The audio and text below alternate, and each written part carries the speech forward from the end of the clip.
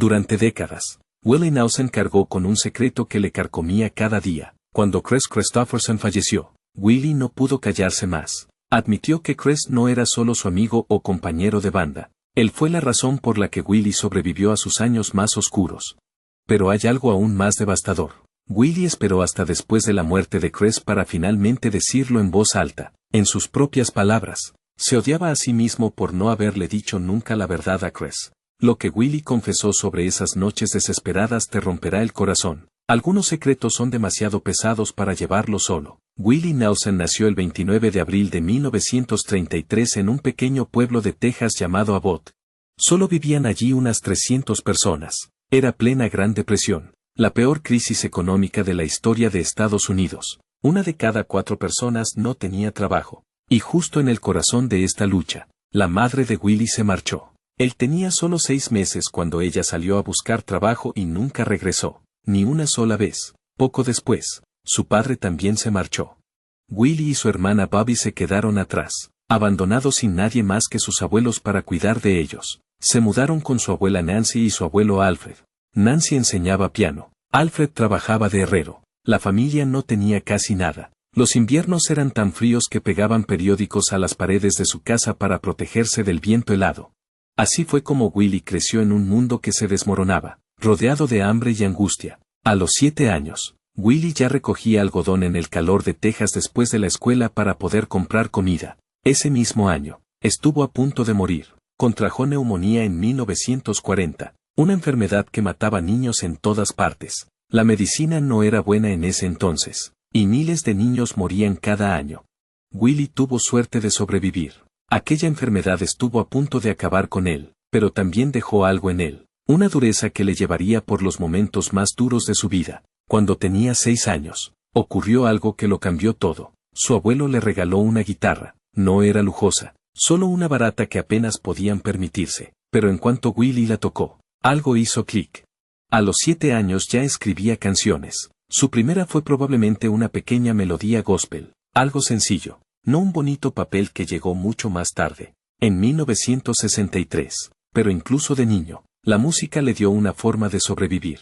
A los 10 años, ya tocaba en bares locales, ganaba más dinero que la mayoría de los adultos recogiendo algodón. Este niño de mono polvoriento se había convertido en un prodigio de la música, pero su mundo en casa no era libre. Su abuela era profundamente religiosa. Iba a la iglesia metodista que había estado en Abbott desde 1899. No permitía bailar. Pensaba que era pecado. Cada domingo, Willie cantaba en el coro, actuando como el perfecto chico de iglesia, pero en secreto, bebía cerveza y fumaba cigarrillos. Estaba aterrorizado. Pensaba que iría al infierno. Y mientras su abuela rezaba, él escuchaba a Bob Wills y sus Texas Playboys en la radio, música que ella habría llamado obra del diablo. Años más tarde, en un extraño giro, Willie compró esa misma iglesia para salvarla del cierre. Luego vino una angustia que nunca olvidó. En 1939, cuando Willie solo tenía 6 años, su abuelo Alfred murió de neumonía. El hombre que le había criado, enseñado a tocar la guitarra y querido como un padre se había ido de repente. Willie dijo que fue como perder al hijo. Después de eso, la vida se hizo aún más dura. Tuvo que ordeñar vacas todas las mañanas antes de ir a la escuela y trabajar muchas horas solo para seguir adelante. Esa pérdida encendió un fuego en su interior. Se volvió más testarudo, más independiente. Empezó a vivir según sus propias reglas. Ahí empezó su espíritu de forajido. En 1950, cuando Willie tenía 17 años, se alistó en las Fuerzas Aéreas de EE. Nada más terminar el instituto, quería servir a su país, pero después de solo 9 meses, su espalda se rindió, se lesionó levantando equipo pesado. La lesión fue tan grave que tuvieron que darle de baja. Así de fácil se acabó su sueño de una vida militar. Sin dinero y sin rumbo, volvió a la música. En 1956, se trasladó a Vancouver, Washington, y aceptó un trabajo como pinchadiscos de radio en Cavan. Allí grabó su primer sencillo, No Place for Me. En la otra cara añadió una canción llamada Lumberjack. Incluso creó su propio sello, Willie Nelson Records, y él mismo vendía los discos junto con fotos autografiadas por $1. Star Records no quiso publicarlos, pero eso no lo detuvo. Vendió 3,000 copias solo hablando con la gente a través de su programa de radio. Incluso con este pequeño éxito, el dinero era escaso. Trabajó hasta altas horas de la noche, limpió platos e incluso intentó unirse a un espectáculo llamado Ozark Jubilee, pero fue rechazado. Finalmente, se dio por vencido y regresó a Texas. Allí vendió Biblias y aspiradoras solo para alimentar a su familia. Incluso trabajó como gerente de ventas para la Enciclopedia Americana. La vida fue brutal, pero todo ese dolor apareció más tarde en sus canciones. En Fort Worth, empezó a tocar en salvajes bares honky tonk. Estos lugares eran ruidosos y violentos. Las peleas estallaban cada noche. Willie necesitaba protección solo para sobrevivir. Así que contrató a Paul English para tocar la batería y vigilar su espalda. Paul tenía un aspecto aterrador con una perilla diabólica y la costumbre de llevar armas. Juntos se aseguraban de que nadie se metiera con ellos. Willie incluso se metió en peleas cuando desconocidos borrachos intentaron controlar su música, pero estas duras noches le enseñaron a controlar a una multitud y a sobrevivir en el negocio de la música. Entonces llegó un momento que le rompió el corazón, pero que cambió su camino. En 1959, estaba arruinado y se enfrentaba al desahucio. Así que vendió una canción que escribió llamada Family Bible por solo $50. Esa misma canción se convirtió en un éxito masivo para otro artista. Por aquel entonces, también vendió Nick Tife por $150. Ambas canciones generaron mucho dinero, pero no para él. Aprendió una dura verdad. Sé siempre el dueño de tus canciones. Esa lección le ayudaría a construir riqueza más tarde. En 1960, se trasladó a Nashville. Tenía casi 30 años. Tenía frío. Estaba quebrado y dormía en su auto. Una noche de nieve. Estaba tan decaído que se tumbó en la nieve a esperar la muerte. Un amigo lo encontró justo a tiempo. Entonces, un hombre llamado Harlan Howard escuchó su música en Tootsie's Orchid Lounge. Convenció a una compañía llamada Pamper Music para contratar a Willie por $50 a la semana. Ese pequeño sueldo le salvó la vida. En 1961, escribió Crazy for Patty Clean.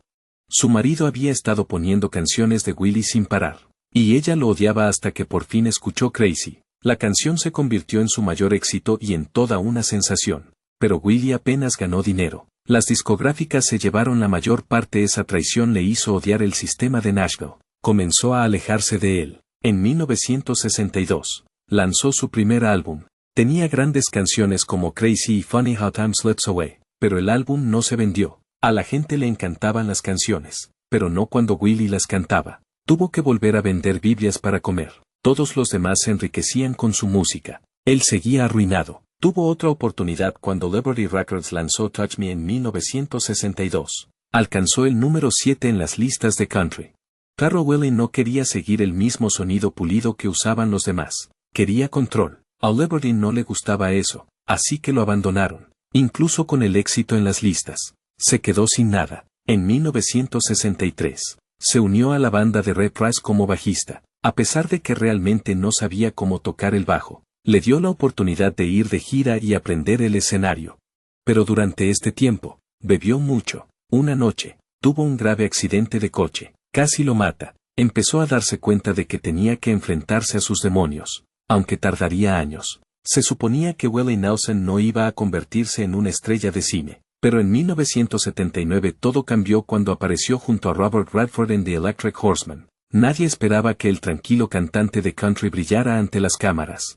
Sin embargo, hizo algo que sorprendió a todo el mundo. No siguió el guión. Inventó sus líneas mientras estaba drogado con marihuana, y de alguna manera, funcionó. La película de $12 millones se convirtió en un éxito, y Willie ni siquiera fingió ser otra persona, solo actuó como él mismo, salvaje e impredecible. Ese fue el momento en que mostró al mundo que era algo más que una voz con una guitarra.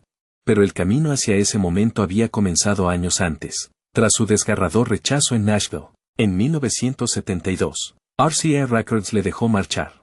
Nadie quería su sonido, así que Willie se fue. Volvió a Texas y fue entonces cuando todo empezó a cambiar. Encontró una extraña escena musical en Austin llena de hippies, pelo largo y mentes abiertas.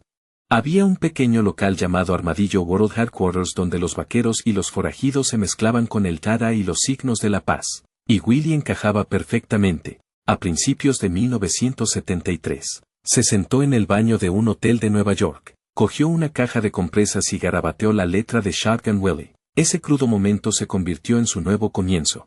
El álbum no obtuvo buenos resultados a escala nacional, pero en Austin superó en ventas a todo lo que había hecho hasta entonces. Solo alcanzó el número 41 en las listas, pero provocó un incendio. El movimiento Outlaw Country había nacido. 2 años más tarde, en 1975, hizo algo que nadie esperaba. Con solo $4,000 y pleno control creativo, grabó Red-Headed Stranger en un pequeño estudio de Texas. La discográfica lo odió.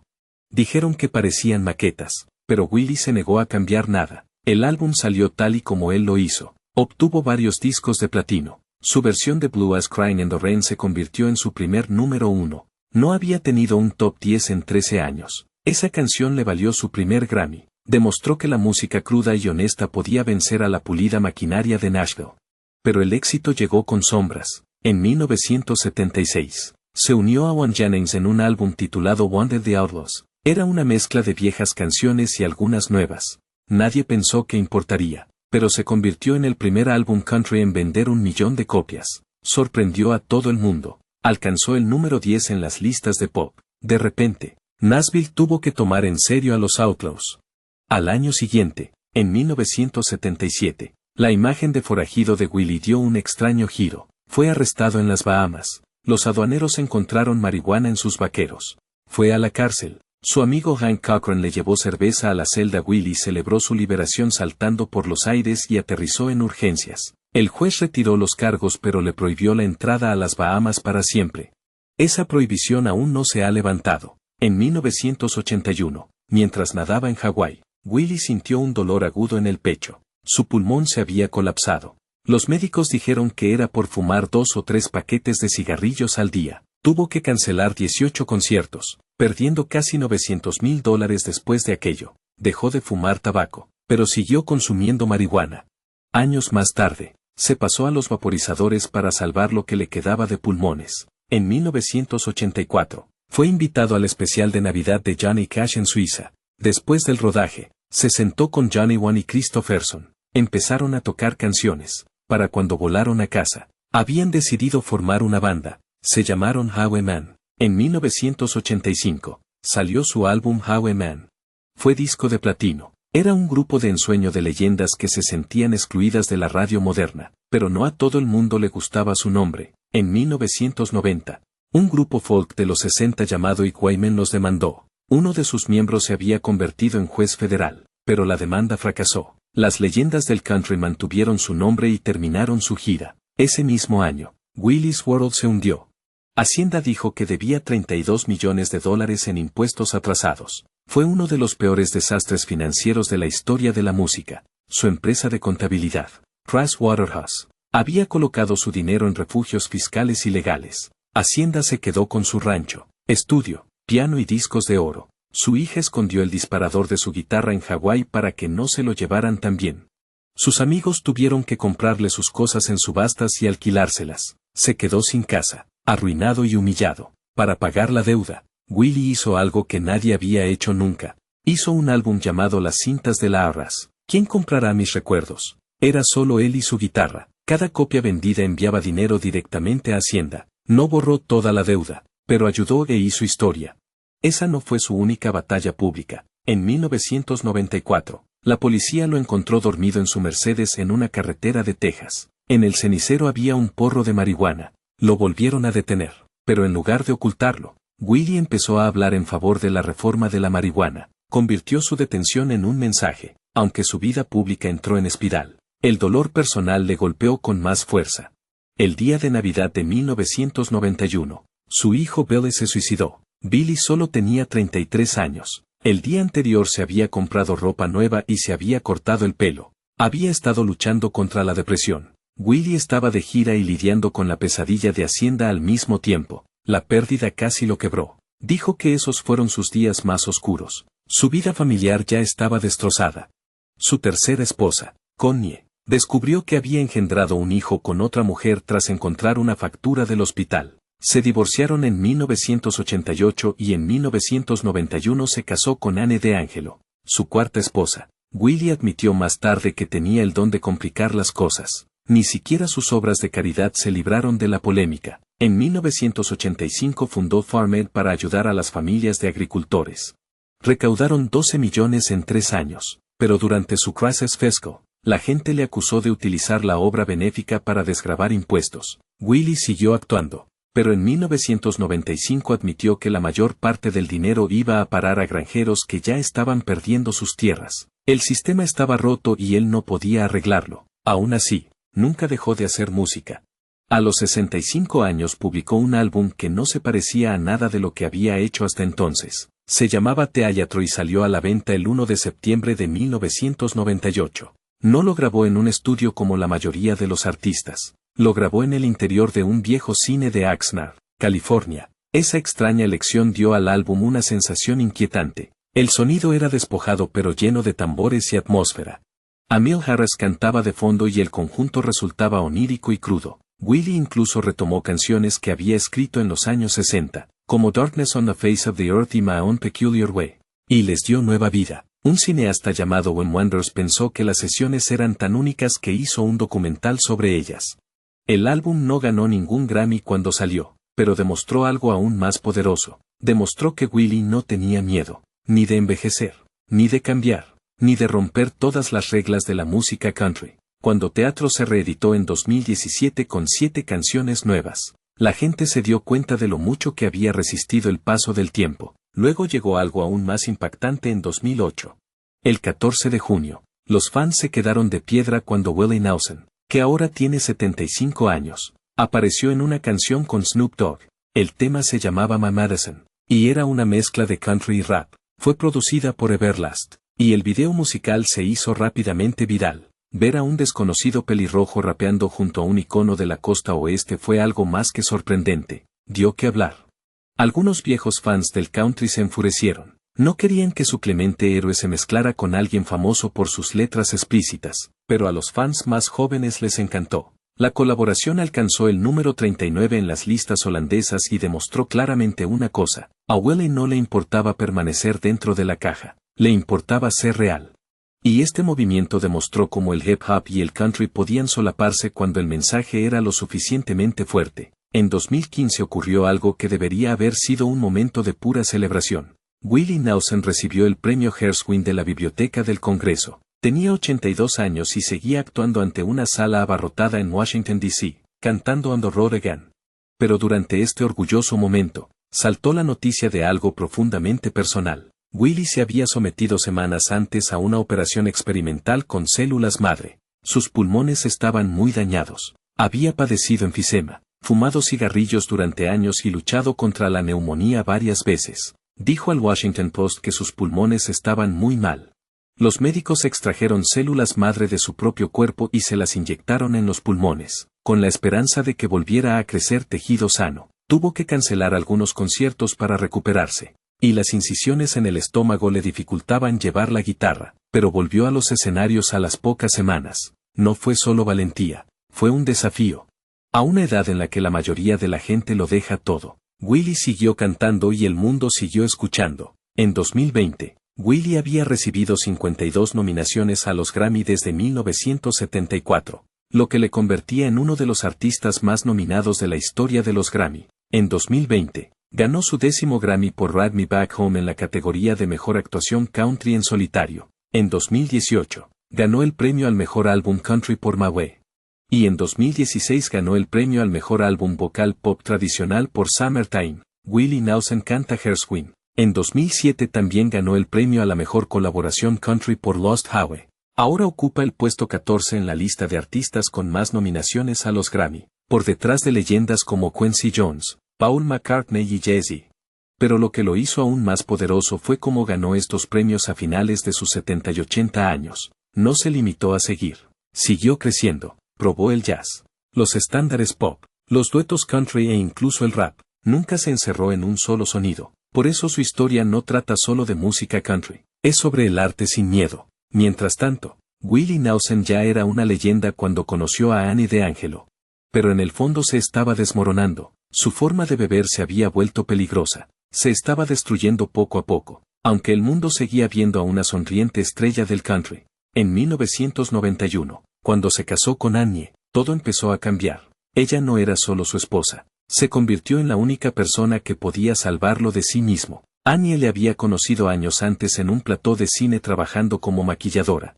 Cuando se casaron, Ella sabía exactamente el dolor que sufría y lo cerca que estaba de perderlo todo. Le dijo sin rodeos, se acabó la bebida, no más excusas. En una entrevista de 2024, repitió la regla familiar que le había dado, no seas un maldito imbécil. Willie escuchó, dejó de beber y fumar y en su lugar se dedicó al cannabis. Decía que le ayudaba a sentirse vivo de nuevo, y que, por primera vez en años, le apetecía actuar. Juntos criaron a 2 hijos, Lucas y Maike, que también se convirtieron en músicos. Hoy en día, salen de gira con su padre, llevando la música adelante. En 2022, algo aterrador sucedió. Willie tenía 89 años cuando se contagió de COVID-19, y le afectó mucho. Empezó a tener problemas para respirar en el autobús de su gira en Nashville. Annie no se asustó. Convirtió su rancho de Texas en un auténtico hospital de urgencias. Le administró nebulizadores, Paxlovid, anticuerpos monoclonales y esteroides. En un momento, ella pensó que no lo lograría. Willie dijo más tarde que fue duro y que el SEO no era una broma. También admitió que había afectado a su salud mental. Durante la pandemia, perdió a muchos de sus amigos más antiguos, incluido Merle Lagarde, con los pulmones dañados por años de fumar. Nadie esperaba que sobreviviera, pero solo 3 semanas después, volvió a subir al escenario. Todo el mundo estaba conmocionado, pero él no había terminado todavía. En 2024, otro susto sacudió a sus fans. A los 91 años, Willie tuvo que cancelar 7 conciertos de la gira Outlaw Music Festival. La gente se temía lo peor. Los rumores se extendieron rápidamente por internet con fotos falsas en las que aparecía en la cama de un hospital. Uno de ellos incluso afirmaba que su hijo Lucas había dicho que se encontraba en estado grave, pero no era cierto, solo estaba cansado. Las giras ininterrumpidas le habían agotado y su enfisema estaba haciendo de las suyas. Aún así, al estilo típico de Willie, se recuperó a los pocos días y actuó en su picnic del 4 de julio en Nueva Jersey. Cuando le preguntaron al respecto, se limitó a decir, tengo 91 años y más. No me duele nada, no me siento mal, no me preocupa morir. En los años 60, mucho antes de todo esto, Willie había conocido a otro hombre que cambiaría su vida, Chris Stofferson.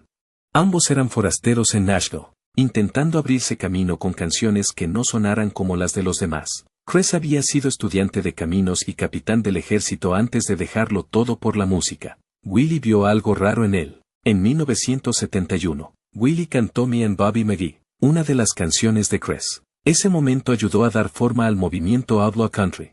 Años más tarde, en 1979, Willie publicó un álbum compuesto casi en su totalidad por canciones de Chris Stofferson. Siempre dijo que Chris le hizo valiente para ser diferente. En 1984, rodaron juntos una película llamada Songwriter. Interpretaron versiones de sí mismos, 2 leyendas que luchaban contra la industria musical. En el plató, improvisaron muchas escenas, a veces drogados, alimentándose mutuamente de su energía. La película reflejaba el dolor real que ambos habían vivido. Willie había vendido una vez su canción Mad Love por solo $150. Esa canción vendió después más de 30 millones de copias y fue grabada por más de 70 artistas. La película contaba historias como esa. Chris incluso fue nominado a un Oscar por la música que compuso para ella. Después llegó Farmade. En 1985, el primer concierto congregó a 80,000 personas. Willie y Chris estuvieron codo con codo en ese escenario. Chris cantó The Killed Him, una canción para héroes como Gandhi y Martin Luther King Jr.